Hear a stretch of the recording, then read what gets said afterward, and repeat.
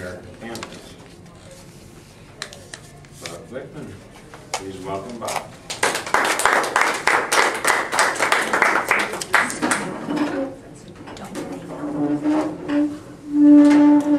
Mitch, thank you very much. Okay.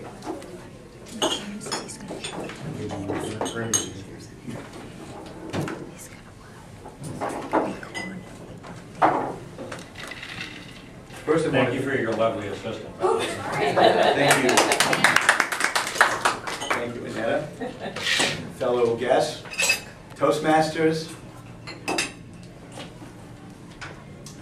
One of the most glaring omissions from our education system is responsible for more poverty and more hardship than probably anything else that we face. Now, the American system of education has gone from being excellent, remembering the great space race with Russia, to a state of decline, which many claim today. But inside this vast system is a black hole so deep that it's invisible to us.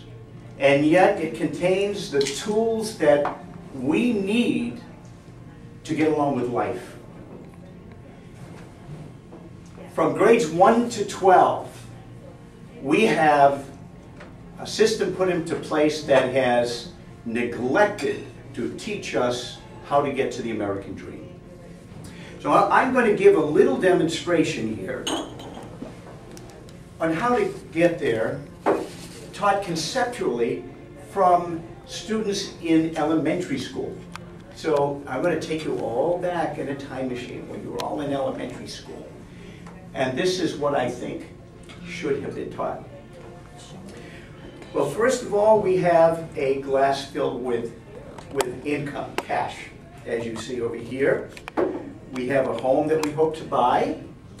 We have a car that we want to get, and two, if we have family, and if we have children, we may even get another car.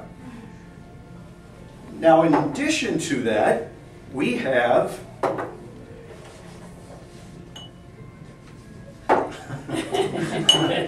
it's called the shell game. Leisure. Leisure covers everything from our expensive toys that we buy for hobbies, and includes toys like yachts, includes lifestyles like parachuting out of a plane, and then we have emergencies for that accident going out of a plane. We'll call this the 911 glass. And finally, we have, at the end of the rainbow, investments, retirement, the American dream, your American dream. Now, class, if I take this water and I buy a home on the advice of a lot of people, they say buy it, pay it all off, just like that, and I have a little bit left over for my cars, 2 or 3 of them. I have a little left over for leisure. I'll put a down payment on the boat.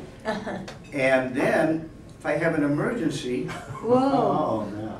And nothing in my retirement. Uh-oh. So maybe we ought to alter that plan and do the following. We're going to go to the bank, and instead of paying for the whole house, we're going to take out a loan. So we take our money and we pay for the cost of the loan. We then buy 2 cars in a frugal fashion. None for our kids, they're on their own. For leisure, okay, should write it on the back. On the leisure, maybe we won't get that big yacht. Maybe we'll just get a small boat. Or maybe no boat at all, and we'll just go on vacations. And I'll have my wife buy something in the art collection. So give her a little bit. Now, I'll give you a little more dinner. And then we have emergencies of all kinds. And now we have some money left over for investments. Now, what do we know about investments? Investments grow over long periods of time. So we put in a little water like that, let them grow. Now, is that enough, or should we be a little bit more frugal? Perhaps we can cut back on the leisure a little bit more. Didn't really need that boat at all. Okay, so maybe we'll have a little bit more on the investment side. And a little more on the emergency side, and we'll still go on our vacation. Now what we have here is our focus on investments, our American dream. I'm going to take you back to school when I was in the 5th grade. We all had to save money in the bank. Do you remember? We got a statement, and it showed the interest. What was the interest? 3%. Yeah. Okay. Now, that ought to make everybody feel rich. However, no one told us a very simple rule that we could have learned from the flash tables. And here's the rule. It's called the Rule of 72. Now, take out your flashcards, and you take that 3% that the bank gives you and divide it by 72. In the flashcards, it will show the answer is 24. That means it will take 24 years for your money to double. So if you put in 100 at the age of 12, by the age of 34, you'll have $200. Wow. And at the age of 58, you'll have $800. Actually, $400. And then if you live to the ripe age of 82, you'll have $800. Don't spend it all at once, Mitch. So the first thing we do is to question that. Maybe that's wrong. Maybe we should look elsewhere. The purpose for this demonstration is to show a tremendous deficit in our learning process. We are mentally handicapped, we're educationally handicapped in how to make a living. Now, the great American dream is that we can teach anybody to be anything that they want to be, and they can live the great lifestyles that they want to be. However, without this education, all the skill and knowledge that you have is not worth a kill of beans if you can't take your finances and manage them. Can't look ahead at the big picture because people just don't do that. So here's what I'm going to suggest to you. This glaring omission is not an accident. I believe it is deliberate. After all, John Carroll, in his acclaimed book, Curriculum Past, Present, and Future, said, working adults had blue-collar jobs. The factory model of education worked relatively well. It helped maintain the health of our democracy in general, providing students with the skills and values necessary for success in the society for its age. What we see is the education system feeds millions of people into companies and corporations. After all, isn't that what we do? Well, our purpose is to educate, prepare people from college, and from college prepare them for the great world. Feed the corporations. Of course, without the understanding that corporations will control your life in every area, including limited finances.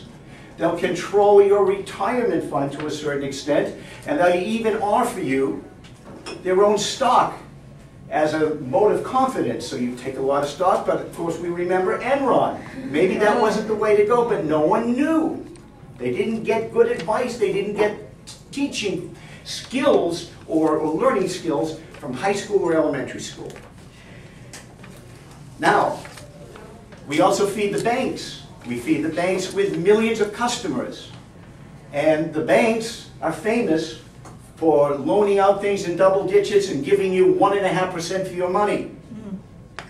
And they loan money for homes, and they put you behind the 8 ball because they have all the sources to make a huge profit on you. Isn't it time that we understand what the system lacks and where it is really pushing us. Don't we want to take back control of our life? Don't we want a little bit of this knowledge so that we can make out to become candidates for the American dream? So I say to each and one of you, think about what I said. Think about your life. How many people had Making Wealth, Creating Wealth 101? Yeah. Anytime? No, I didn't think so. So I think that if you've shared this with me, it's our duty to go out, share your thoughts with other people. Become active, become a voice on educational committees. Do something so we can give the American dream to our children and grandchildren. God bless you. Thank you very much.